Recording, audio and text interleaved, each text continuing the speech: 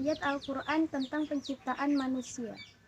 Apabila kita kaji dari sudut pandang biologis, salah satu jenis makhluk hidup dari sekian banyak jenis makhluk hidup yang pernah atau masih berlangsung kehidupannya di muka bumi. Berbicara mengenai manusia, dalam Islam manusia ditempatkan oleh Allah Subhanahu wa taala sebagai pemimpin atau khalifah. Oleh sebab itu, manusia dikaruniai akal dan pikiran yang tidak dimiliki oleh hewan dan tumbuhan. Al-Quran dalam perspektif pedoman umat Islam tidak bisa dijauhkan dari konsep sains, sebab Al-Quran tidak hanya membahas seputar keakhiratan saja.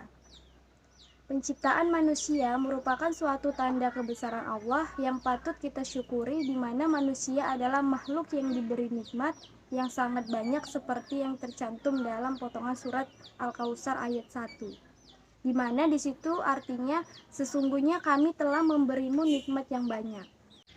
Agama-agama samawi mempercayai bahwa kemiliaran umat manusia yang ada di muka bumi merupakan keturunan dari pasangan Adam dan Hawa yang diciptakan oleh Allah Subhanahu wa taala dari tulang rusuk Adam.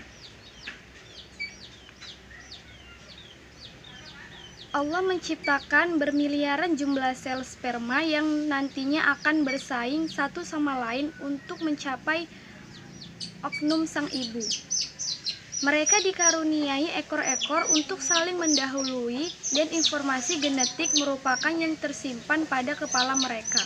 Dari jumlah bermiliaran tersebut, tentunya hanya satu yang akan menjadi embrio di rahim sang ibu hingga sampai dalam usia 3 bulan.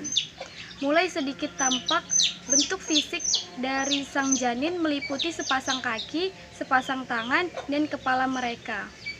Hingga pada fase berikut, janin-janin didatangi oleh Jibril 77 kali dalam sehari.